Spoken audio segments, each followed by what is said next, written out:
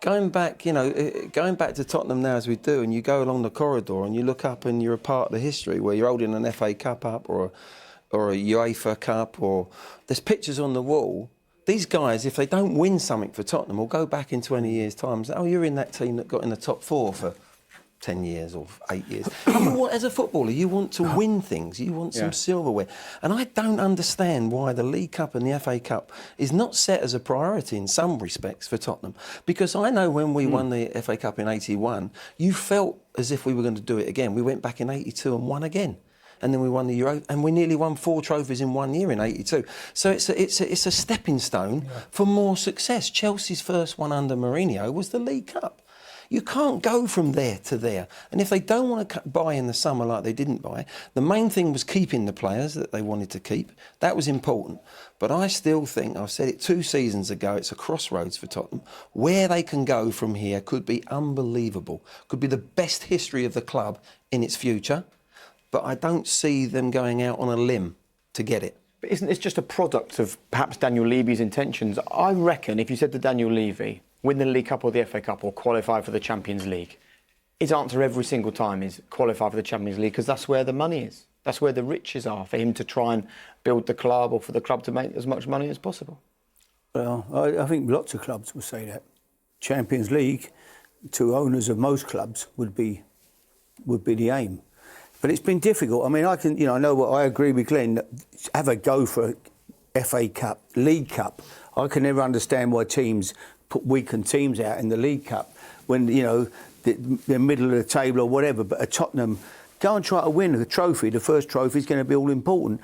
But I do find it difficult to find where you would have improved the team in the summer. As I said to you earlier, when you look at the team, it's difficult. You've got two good right backs, 2 good left backs. You've got cover at centre half. You've got loads of good midfield players. Where do you get somebody? Are you going to go and get another centre forward? Where's Llorente, who's disappeared? I don't know what's happened to him.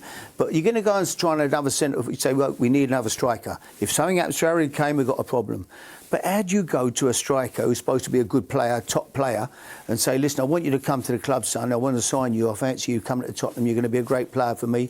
And you say, yeah, where do I play? Do you see me playing up with Harry? I go, no, well, you're not going to play, but you'll be sub. When Harry's not fit, you'll play.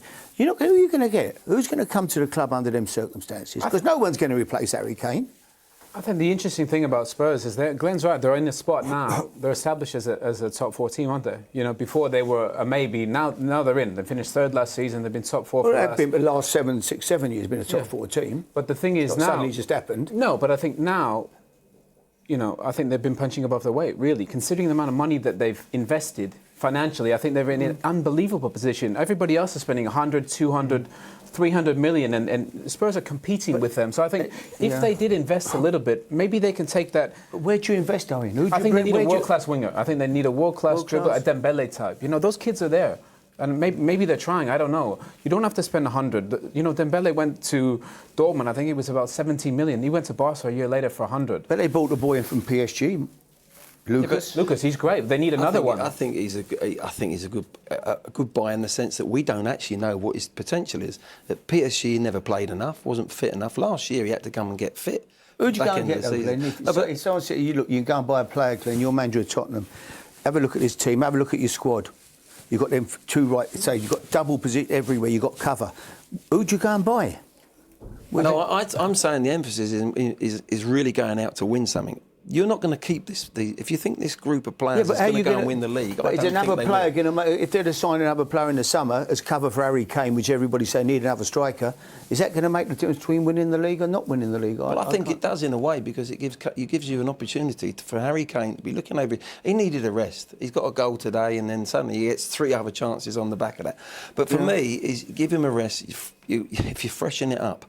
The bottom line is, for me, I don't think that team will go out and win the Premier League in the next 3-4 years. You can keep that squad. I don't think it's good enough to win the Premier League. I really don't. But I don't know. It might get into the Champions League, but I think you've got to strengthen it. I think Mora was strengthening the squad. I think there's a player in there that's even going to get better and better. But for me, I just see that them players need to. The priority for me is to keep them there. Keep them there by winning something, and then build. Then you might win the Premier League, because that team hasn't hit its potential yet. And it's a shame for Tottenham that if they're in this position going into a fantastic new stadium, where are they going to be in 5 years' time? Are they still going to be just qualifying for Champions League, or maybe not even qualifying for Champions League? I think they've got a group of players that are capable of winning a trophy. I do. Winning the league? Yeah. A trophy, yes, yeah. They're not far behind. For me, Liverpool have improved this year because they made a couple of big signings. The centre-halves made a difference. Obviously, they bought a top midfield player and a goalkeeper. I don't know where. Keep looking at the Tottenham team. Where would I improve the team? I don't have the think they need answers two to that. players. Go on. I think they need two players. I think if they had a world-class central midfield player and a world-class winger, forget quantity of players, they've done that. They've brought in loads of guys that have come and gone in a year's time. Two players that maybe cost, 50 each. I know it's a lot of money, but this club is this close to being there. But who are they? Any idea? Where do you Surely, find though, Harry, regardless of who they are, this is a Tottenham side that people don't think can win the league. 50. Who'd you spend it on? It's a Tottenham side that have not won a trophy. So surely they can be improved. It don't mean you're going to improve the team because you go and spend 50 million quid on someone. You're not going to make them any worse, though. No, that's true. But Harry, we know. Don't guarantee you're winning anything. Harry, you're right. There's players in the non-leagues, not non-leagues, but the lower leagues, as we're talking about. There's talent there that need a chance. And because you spend 50 million doesn't mean they're a good player for you. You've got to get the right person in. You've got to get the right players in. I don't see this group of players going on and winning the Premier League and the Champions League, which Daniel Levy and the owners and everything want to put us in there every single season. OK, well, do you want to just be in there or do you want to contend? For me, to win something as a stepping stone, once you win something as a group of people with your staff and your players, that belief level goes through the roof. And you believe then it's a stepping stone for something bigger. I don't see this group of players going from there to there and winning the Premier League or the Champions League at the moment. I really don't. To answer Harry's question, right, he wants names, right? And I think he's right in the sense, how do you make this team better, which is hard. I think Malcolm that went to Barcelona, nobody knew him a year ago. The Brazilian who was at Bordeaux, that's the type of player that Spurs need. Left-footed, winger, quick, technically very good, can beat a player. That's the type of kid. But who does the recruitment at Tottenham? See, the game's changed now. It's not Pochettino. Pochettino's not going watching games all over the world. He's too busy. Yeah. He can't be going on. Tomorrow he's not flying off to Argentina to watch a match or going. He probably won't go to Italy or somewhere tomorrow watch a game. So you're relying on people to bring these players to you. Well, unless he's getting names that blow his mind, where are you going to spend I'm not your sure money? that even if he gets names that blow his mind, that Daniel Levy and Tottenham are going to spend 50, 60 million pounds to bring him that player. Listen, They have no track record of spending that kind of money. A little bit looking in, but I think the way that Pochettino Maurizio wants to build a team, I don't think he wants them star players. I really don't. I think he wants a team that he's building like this, that work hard together. They'll do everything on the training ground that he asks for them. He doesn't want that big names player that he's now got to change the way that maybe the team play. So I think he's looking for that type of player. But I just come back to the fact they need success. The fans need success. They want silverware. They've got a great side. They've got a great squad there. Go and win something, and the belief levels take you to another level. You don't get it from making profits in the transfer window. But the players are there.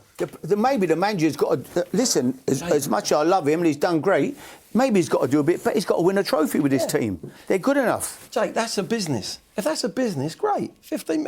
It's a shop down the road in the high street. Fantastic. It's a football club.